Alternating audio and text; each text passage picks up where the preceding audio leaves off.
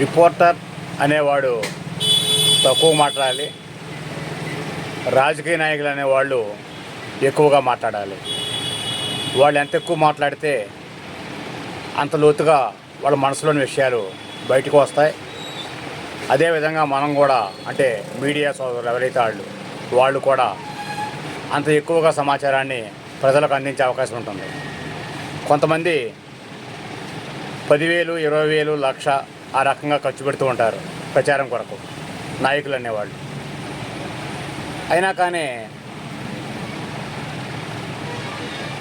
అదే సమయంలో అది ఎండాకాలం అనుకోండి, ఉదాహరణకు 10 నిమ్మకాయలు కోపించి కొంచెం పంచదార వేపించి ఒక చేరడంతా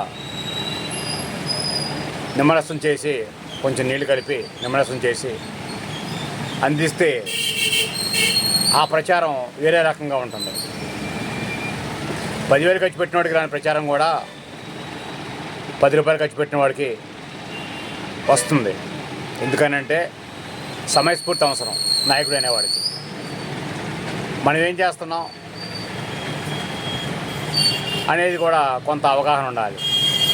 ఏదో చేతిలో డబ్బులు ఉన్నాయలే అని చెప్పని ఇవ్వటం వల్ల ఇస్తూ వెళ్ళి ఆపినా అది అపాత్ర దానమే అవుతుంది. కాబట్టి నిరంతరం ప్రచారాన్ని ఖర్చు పెట్టలేం, అది జరిగే పని కాదు. అదేవిధంగా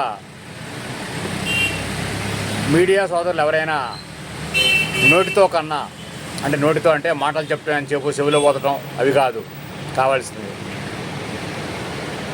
రాత్రి కలగల గ్రామంలో ఒక కార్యక్రమం జరిగితే ఆ కార్యక్రమానికి వెళ్తే ఒక నాయకులు ఏమని ప్రశ్నించారంటే, మీ పేపర్ ఉందా అని అడిగారు.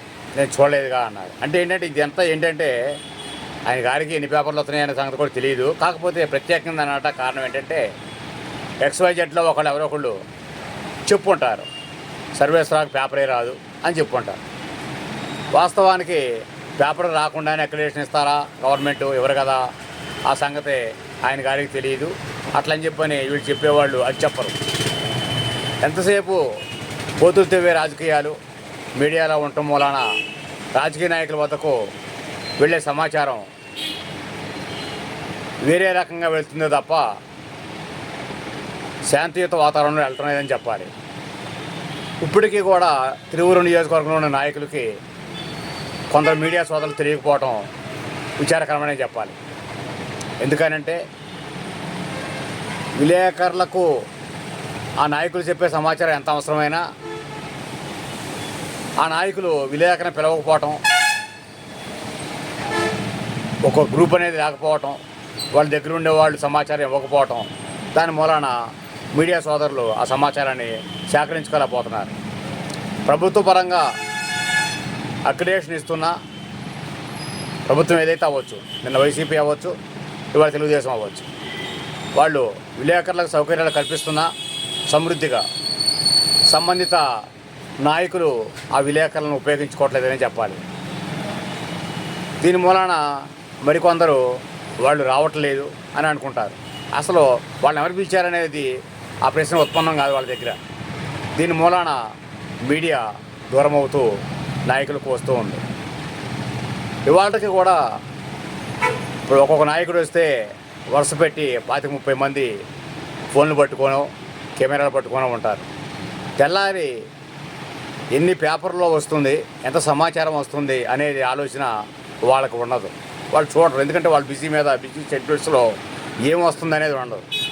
అట్లా అని చెప్పి ఎవరన్నా ఒకళ్ళు బాధ్యత తీసుకొని నేను జరిగిన సమాచారం ఎక్కడ కవర్ అయింది, ఎప్పుడు కవర్ అయింది అని చూస్తే వాస్తవాలు బయటపడతాయి అనేది వాస్తవ విషయం. మరింత సమాచారంతో మరోసారి మీ ముందు నమస్కారాలతో సర్వేశ్వరరావు, NTR జిల్లా ఉంటాను మరి.